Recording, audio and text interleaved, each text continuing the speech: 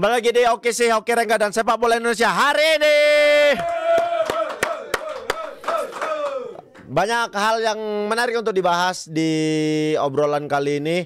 Ada timnas U20 yang gagal total. Ada 3 orang lagi pemain diaspora yang bakal bergabung dengan timnas Indonesia. Selebrasinya Beckham yang kontroversi, semua segala macam masih banyak. Sikutnya Marco Simic di pertandingan Persija.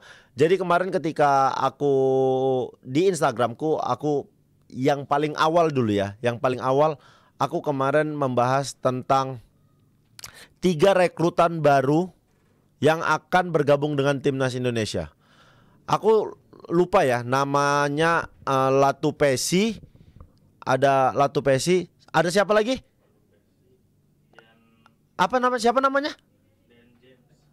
Palupesi, ada Joy Palupesi, ada Den James kalau nggak salah. Ada siapa lagi? Coba lihat, boleh ada nggak? Ada Den James sama satu lagi Emil Audero. Ketiga ini siapa tadi yang pertama? Palupesi ya. Yang pertama itu Palupesi ini bahkan katanya pernah menolak untuk bergabung ke timnas Indonesia, pernah ditawarin, tapi sekarang akhirnya dia memilih bergabung. Dia saat ini bermain di Lommel, kasta kedua Liga Belgia. Nah, ini yang menarik adalah ketika timnas kita sudah semakin banyak diperkuat oleh pemain-pemain diaspora, banyak pemain-pemain yang dulunya ditawarin tidak mau, sekarang ngerasa, oh kesempatan nih, aku bisa punya peluang main di Piala Dunia lewat negaraku yang lain, kayak begitu. Dari sini sebenarnya ini aku aja. Kalian nggak usah berpikir yang gimana-gimana. Ini pikiranku kayak dulu ketika timnas Indonesia tidak punya peluang bermain di Piala Dunia semua segala macam, kalian menolak. Tapi begitu sudah punya peluang, kalian beramai-ramai datang. Itu kayak ya tinggal mau enaknya aja. Terus kalau itu bisa aku bilang, berarti kualitasmu tidak terlalu baik lah di negara asalmu saat ini. Karena kalau kualitasmu baik, kau pasti bakal dipanggil timnas di negara tersebut, kayak begitu. Jadi itu pikiran-pikiranku aja. Makanya itulah yang terjadi. Kemarin aku bikin video mengenai, kalau yang dua aku nggak terlalu mempermasalahkan ya, Palupesi sama Den James.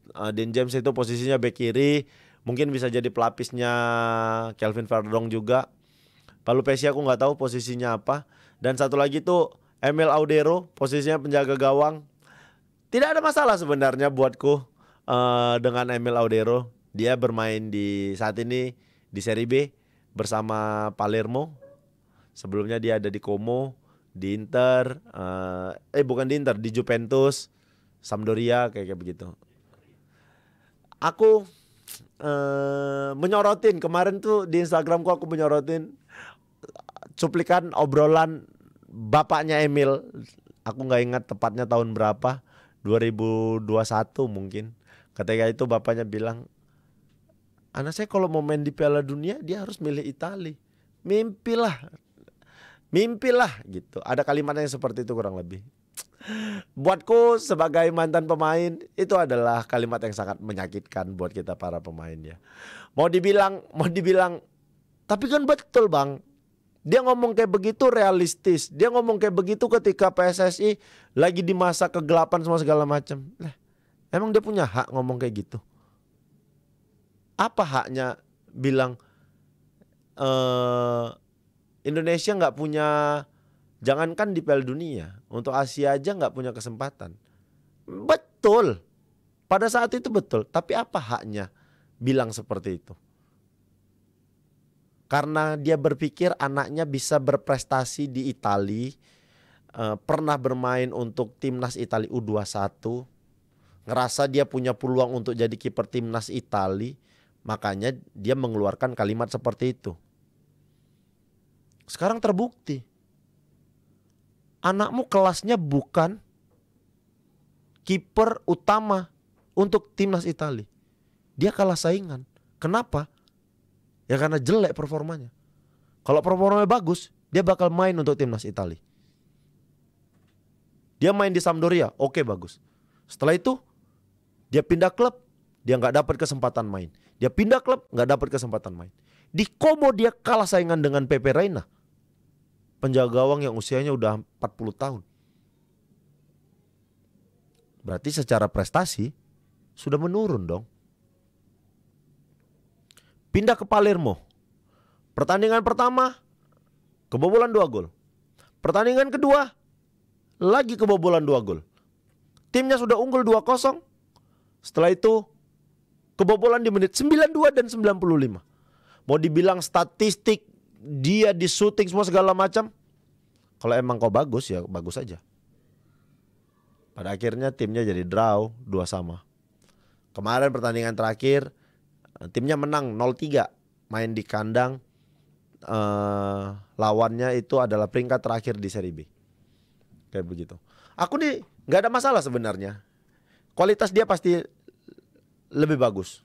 Terus ada lagi yang ngomong gini, emang kau sama dia bagusan mana? Sebuah pernyataan yang sangat tolol. Ya sudah jelas bagusan dia. Dia main di Eropa semua segala macam. Aku hanya berbicara mengenai statistik dia. Buatku usianya saat ini 28 tahun. Kenapa kita tidak mencari regenerasi penjaga gawang yang lebih muda? Apakah ini lagi-lagi hanya karena ada proyek jangka pendek ini untuk Piala Dunia? Kan jadi nggak ada tuh sebuah regenerasi. Kenapa nggak kita cari? Kalau memang carinya mau pemain diaspora juga, ya cari penjaga gawang yang punya darah Indonesia, yang secara usia mungkin 22, 23. Jadi dia bisa berkarir panjang di timnas kita. Itu yang terjadi dengan Gonzalez, Alberto, siapa sih striker kita? Christian Gonzalez, Alberto Gonzalez ya? Gonzalez, Beto Gonzalez ya kan? Nah lihat, mereka bagus, tapi prime usia mereka nggak terlalu panjang tuh di timnas Indonesia. Kan sayang maksudnya. Ini sebenarnya sih lebih ke sudah ada rasa benci saja di aku mengenai statement orang tuanya. Dibilang, udahlah bang itu udah masa lalu. Ya buatku itu tetap menyakitkan kayak begitu. Toh sekarang lihat, anakmu main di timnas Indonesia. Malu nggak kau pernah ngeluarin pernyataan seperti itu? Maksudku sudahlah, stop berbicara hal-hal mengenai keburukan. Kalau memang timnas kita jelek ya support. Aku jadi kepikiran gini, kalau lah dia bilang, ya mimpilah. Kalau mau anak saya itu kan kalau mau main Piala Dunia harus di Italia. Indonesia jangan Piala Dunia, Piala Asia aja nggak bakal lolos gitu. Terus aku langsung berpikir, kalau lah kau memang punya rasa nasionalis yang tinggi semua segala macam, niatan kau ingin membantu sepak bola Indonesia, ya udah pilih Indonesia aja lah. Ya ini kalau bicara nasionalis semua segala macam, tapi kan ini yang terjadi adalah realistis. Dia bermain di Serie A, dia punya peluang untuk bermain di timnas Italia senior, tapi pada akhirnya kalah bersaing kayak begitu tuh. Dia datang ke Indonesia, bergabung dengan timnas Indonesia, berarti dia sudah kalah bersaing untuk mendapatkan posisi di timnas Italia. Berarti kan kualitasnya tidak terlalu istimewa. Buatku Martin Paes cukup. Kita cari aja yang lebih muda lagi regenerasinya. Mau itu dari lokal, mau itu dari luar, silahkan aja. Tapi siapapun yang datang, kita tetap harus dukung, kita tetap harus support. Karena tujuan kita tuh memang untuk mendukung saja sih. Ini lebih ke ngeluarin unek-unekku aja mengenai kehadiran 3 pemain diaspora yang baru. Ngomongin timnas, ngomongin diaspora, timnas U20 gagal total, benar-benar gagal total. 3 match 1 poin. Coach Indra Sapri sudah dipecat. Emang iya? Welcome back kenapa? Untuk SEA Games. Ini yang harus kita bahas. Dia sudah dipecat benar tanpa mengesampingkan prestasinya Coach Indra Sapri. Kayaknya Coach Indra Safri memang sangat berprestasi di ASEAN. Dan kenapa tidak kita manfaatkan saja untuk menguasai kompetisi ASEAN? SEA Games, AFF U20, AFF U19. Sudah, kita serahkan ke Coach Indra Safri. Karena kayaknya Coach Indra Safri punya tangan dingin untuk menukangi timnas untuk bersaing di kawasan ASEAN. Kalau di Asia, mungkin Coach IS perlu banyak belajar lagi. Jelas timpangnya, jelas bedanya.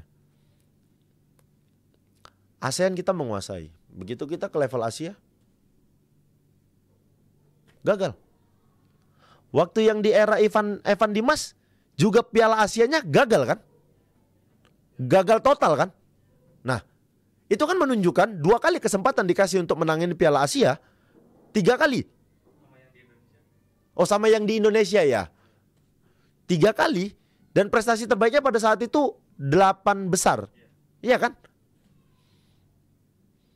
Maksudnya itu bukan sebuah prestasi yang baik untuk Asia. Kalau ASEAN, kita harus hormat, kita harus tepuk tangan untuk Coach Indra Safri. Dia kuasai. Ya udah, serahkan aja untuk kawasan ASEAN ke Coach Indra Safri. Untuk yang Asia, kita cari pelatih yang lebih punya pengalaman banyak. Buatku fair-fair aja. Dan buat pelatih yang punya jiwa besar, itu pasti bakal fair-fair saja. Pasti bakal senang-senang aja kayak begitu. Menarik kemarin melihat timnas Indonesia. Bung Towel lagi. Kau memang bukan pandit, kau ngomong aja muncung gitu. Bisa pula dia bilang. Apa ya? Dia ada ngasih statement apa mengenai apa yang kita harapkan dari timnas U20 yang ya walaupun kita nggak berharap banyak tapi paling nggak main bola ngelawan lah. Goblok kali aku kalau udah urusan kayak gini tuh kayak kok bisa sih gitu. Walaupun mereka masih kelompok usia, tidak ditargetkan apa-apa. Ya tapi secara main harus bagus lah. Main bola nggak bagus kok kemarin. Kita kebobolan dari bola atas semua. Ya kesalahan siapa? Pemain? Ya enggak lah. Kesalahan pelatih. Ada latihan mengantisipasi bola atas. Kenapa nggak bisa diterapkan? Ya bisa diterapkan harusnya. Mau dibilang pemain kita lebih pendek semua segala macam, ada latihannya untuk mengantisipasi bola atas. Verdong juga pendek kok. Tapi waktu lawan Australia beberapa kali dia berhasil menang bola udara. Karena apa? Karena tahu bagaimana cara mengantisipasinya. Ya bisa kita bicara, postur kita tuh lebih pendek, postur kita. Nggak bisa. Sepak bola itu semuanya bisa dicari cara untuk mengatasinya. Nggak bisa nyerang dari tengah, serang dari sayap. Nggak bisa nyerang dari sayap, nggak bisa nyerang dari tengah. Coba buat counter attack. Nggak bisa bola atas, cutback bola bawah. Semua bisa dicari solusinya. Tapi yang terjadi tidak seperti itu. Yang kemarin kita lihat mentok. Seperti itu aja. Tidak bisa apa ya istilahnya? Merubah gaya bermain. Ketika buntu tidak bisa merubah gaya bermain. Bermainnya seperti itu aja. Dan itu harus diperbaiki sih sebenarnya. Anak-anak harus mendapatkan anak-anak harus mendapatkan knowledge, pengetahuan mengenai bagaimana cara menghadapi situasi-situasi pertandingan kayak begitu. Dan mudah-mudahan ketika ada pergantian pelatih nanti, anak-anak bisa dapat kesempatan lagi. Karena apapun itu, timnas U20 ini adalah cikal bakal pemain yang bakal bermain untuk timnas senior nantinya. Kalau mereka nggak berkembang, kalau mereka tidak bisa menerapkan gaya bermain yang baik, ya sia-sia ini. Mereka nggak akan jadi timnas senior nantinya. Mereka tidak akan bisa jadi pemain timnas senior nantinya. Kan sayang. Mereka punya talenta, mereka dipanggil untuk timnas usia 20, tapi ketika senior mereka tidak dipanggil lagi. Berarti kan mereka tidak berkembang. Ada yang salah. Di mana? Pembinaan semua segala macam. Kalau ngomongin pembinaan, memang kita sangat amat perlu adanya kompetisi di kelompok usia. Biar pelatih tidak sulit mencari pemain. Gak sulit nyari pemain kalau ada kompetisi. Jelas lebih gampang nyari pemainnya kalau ada kompetisinya. Kompetisi U17, kompetisi 19, 20. 23 tuh biasanya sudah masuk ke tim-tim Liga 1. Tim-tim senior. Kayak begitu. EPA kemarin tuh bagus kayak begitu. Jadi kita punya kompetisi yang bisa dipakai untuk mantau pemain-pemain timnas kelompok usia. Selain ini mungkin sedikit keluar dari timnas U20 semua segala macam. Tapi menurutku ini sangat penting. Timnas putri kita, bahkan dulu kita tidak berani nonton timnas putri kita bermain karena kita tahu tidak punya kualitas. Sekarang dibangun pelan-pelan. Kita tuh mulai menemukan gaya bermain dan kualitas di timnas putri. Menang lawan Arab Saudi, timnas putri kita, itu prestasi besar. Makanya harapanku, buatlah kompetisi kelompok usia dan sepak bola putri. Kemarin diwacanakan 2027. Ya mudah-mudahan. Kalau bisa lebih cepat lebih baik. Kalau nggak bisa, ya mudah-mudahan di 2027 itu sesuai dengan apa yang sudah direncanakan, bergulir sepak bola putri. Kompetisi kelompok usia, kompetisi sepak bola putri itu akan membantu untuk pembinaan sepak bola kita. Dan ini harus benar-benar diawasin oleh PSSI. Kalau enggak, apa yang terjadi? Ya ini yang terjadi di kompetisi kita sekarang. Liga 1, Liga 2, Liga 3. Parah. Aku pernah bahas ini di minggu lalu atau apa. Terutama Liga 4 tuh. Nggak layak. Nggak layak sama sekali. Liga 2. Aku kemarin betul lah ya. Sempat aku ada kepikiran. Udahlah ya, nggak usah lah bahas bola lagi gitu. Sedih aja nengok. Persela Lamongan tuh. Stadionnya baru aja direnovasi. Dihancurin. Dibakar. Semua segala macam. Apa lo untungnya kalau dipikir? Apakah dengan meluapkan emosimu seperti itu timmu jadi lolos? Yang ada itu malah menyusahkan tim. Itu juga yang terjadi dengan Persija. Apakah dengan meluapkan emosi itu bisa membantu tim jadi menang? Kayaknya enggak juga. Stop lah. Capek. Harus kayak begitu terus. Masih banyak aja kasus-kasus kayak begitu tuh. Liga 2. Apalagi kemarin ya. Liga 2 selain Persela lawan Persijap apalagi ya? Yang sempat ada keributan ya. Masuk dalam stadion. Liga 3 atau Liga berapa tuh? Penonton masuk mukulin pemain. Pusing juga kalau dipikir. Dengan drama pemukulan, kerusuhan, keributan semua segala macam. Tapi pengennya sepak bolanya bagus. Itu kan sebuah cemana cara berpikirmu ini? Kau rusuh tapi kau pengen sepak bolanya bagus. Ya gak bisa lah. Sama-sama jalannya. Kemarin lagi aku sebelumnya di video sebelumnya di sini aku sempat bilang wasit yang memimpin pertandingan Persija lawan Persib baik memimpin. Tapi setelah aku lihat, aku ngulang, ternyata ada beberapa part yang salah satunya Simic melakukan penyikutan terhadap pemain Persib dan tidak melakukan cek VAR. Buat apa VAR mahal-mahal kalau nggak dipakai? Berarti kan masih ada ketidakmampuan wasit untuk mengambil keputusan padahal udah dibantu VAR. Atau kau sebenarnya tahu tapi kau diam. Balik lagi, sepak bola kita salah satu yang menghancurkan adalah kualitas wasit. Udah dari dulu ku bilang kualitas wasit itu sangat amat harus dipertanyakan. Dari dulu ku bilang. Bahkan sempat ku bilang, ngapainlah bikin VAR kalau wasitmu nggak kompeten. Mending wasitmu dulu kau perbaikin, kau kasih pembinaan semua segala macam, baru pakai VAR. Kayak begitu.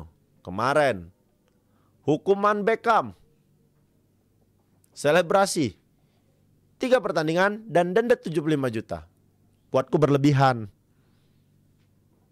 Selebrasi kedinginan ke arah supporter. Ya selebrasi itu kadang memprovokasi memang. Ada pemain habis nyetak gol, dia ngarahin tangannya, ngeletakin tangannya di telinga, ngarahin ke supporter. Itu provokasi kok. Cole Palmer juga melakukan selebrasi itu. Komdis apa nih? Apa nih itumu? Patokanmu melakukan hukuman ini tuh apa? Ngasih hukuman ini. Setelah aku cari tahu ternyata hukumannya dikasih tahu H-1 sebelum pertandingan Persib lawan Madura. Nah, kok bisa? Kan tahu itu tim bakal bertanding. Tim bakal bertanding. Pelatih itu sudah nyiapkan pemain, sudah nyiapkan formasi H-2 sebelum pertandingan. H-1 kok keluarkan hukumannya? Ya berantakan. Balik lagi ku bilang, aku di sini adalah orang yang tidak mendukung tim manapun kecuali PSMS ya. Aku tidak ada indikasi manapun. Kalau ada tim yang dirugikan, aku bakal bersuara kok menurutku. Dan keputusan Komdis buatku terlalu mengada-ngada kali ini. Apa tuh? Apa? Provokasi yang seperti apa? Membuat penonton jadi marah semua segala macam. Ya harusnya penontonnya yang itu dong, penontonnya yang harus menjaga diri dong. Banyak selebrasi yang sangat memprovokasi dan kayaknya nggak sampai berlebihan gitulah hukumannya. Maka lagi-lagi aku bilang, PSSI, timnasmu mungkin sedang kau benahi, tapi kau harus tahu bahwasannya kompetisimu juga harus kau perbaiki. Kenapa nggak kau coba saja kompetisimu di bawah naunganmu? Saat ini kompetisimu di bawah naungan pihak ketiga, yaitu PT LIB. Kalau PT LIB tidak bisa melaksanakan kompetisi dengan baik, ya kau berhak ganti itu. Kau cari aja kalau enggak pihak ketiga dari negara lain, dari luar, yang bisa ngejalanin kompetisi di Liga Indonesia dengan lebih baik. Solusi menurutku. Kita ketemu lagi di episode selanjutnya.